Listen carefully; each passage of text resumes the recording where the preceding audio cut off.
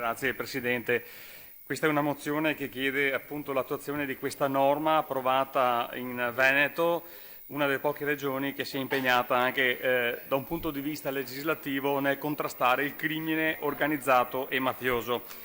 Abbiamo dibattuto di questa norma e della sua applicazione diverse volte anche in quarta commissione, grazie anche al lavoro dei colleghi, del Presidente e Vicepresidente, e naturalmente dei passi rispetto a quando questa mozione 26 novembre 2015 è stata depositata ne sono stati fatti, nel senso che nella mozione si chiedono in particolare due cose. Una, l'istituzione dell'Osservatorio per il contrasto alla criminalità organizzata e mafiosa, e l'altra invece la definizione delle modalità organizzative per il funzionamento della stazione unica appaltante.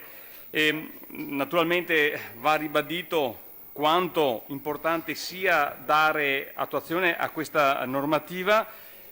Purtroppo anche la nostra Regione non è esente da questo tipo di crimine organizzato. Purtroppo diverse indagini, anche recenti, hanno portato alla luce una certa attività da parte di organizzazioni mafiose e malavitose all'interno della nostra Regione, con anche notizie di cronaca diciamo molto gravi, molto importanti.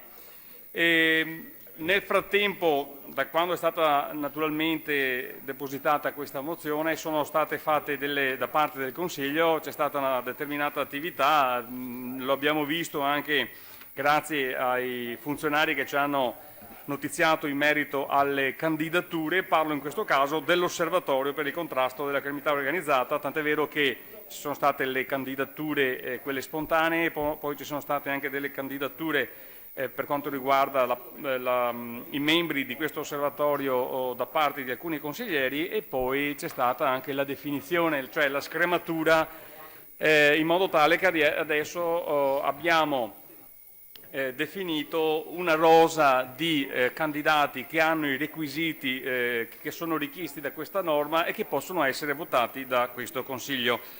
E poi invece la stazione unica appaltante. Quindi resta comunque la domanda, l'impegno per arrivare all'approvazione di questo osservatorio che, come ho detto, vede un lavoro in questi mesi già fatto, e quindi basta il passaggio, la formalizzazione e il voto in questa Assemblea legislativa. Mentre per quanto riguarda la stazione unica appaltante, appunto, resta la domanda aperta. Adesso appunto sarebbe importante anche sentire da parte della Giunta quali sono le intenzioni. Naturalmente l'auspicio resta che presto il Consiglio metta all'ordine del giorno la votazione dei membri per istituire finalmente questo importante organismo che potrebbe dare una mano importante per monitorare quello che è questo fenomeno. Le candidature, ho visto, sono anche di spessore, e quindi credo sarebbe effettivamente un bel segnale poter procedere, magari entro la fine dell'anno, se riusciamo, all'istituzione di questo osservatorio. Corazzari, prego. Sì, grazie Presidente. Volevo fare alcune precisazioni, in quanto l'assessorato di mia competenza vede anche quello che è il coordinamento circa l'attuazione della norma in discussione. E vorrei dire che su questo lo stato di attuazione della legge 48/2012 è stato oggetto di una recente delibera, che è la numero 69 del 20 giugno 2016, che elenca puntualmente tutte le azioni finora portate avanti dalla Giunta. E quindi questo provvedimento di Giunta è stato trasmesso alle commissioni competenti, in particolare alla prima e alla quarta, che quindi lo hanno ricevuto già da tempo e possono visionare quelle che sono le azioni. Diciamo che una delle cose che abbiamo portato avanti è stata quella delle iniziative celebrative per la giornata regionale della memoria, e Per quanto mi riguarda poi di mia diretta competenza è stato attuato la parte formativa per le polizie locali anche in materia di buone norme per la prevenzione del crimine organizzato e delle mafie. Devo anche ricordare che il 29 settembre su mia richiesta si è tenuta la riunione del tavolo di coordinamento strategico che è previsto appunto dalla norma, che vede tutti gli assessorati che possono avere delle competenze governate e normate da questa norma poter formulare le loro proposte in genere, e il termine scade il 30 novembre per poter appunto presentare ulteriori osservazioni.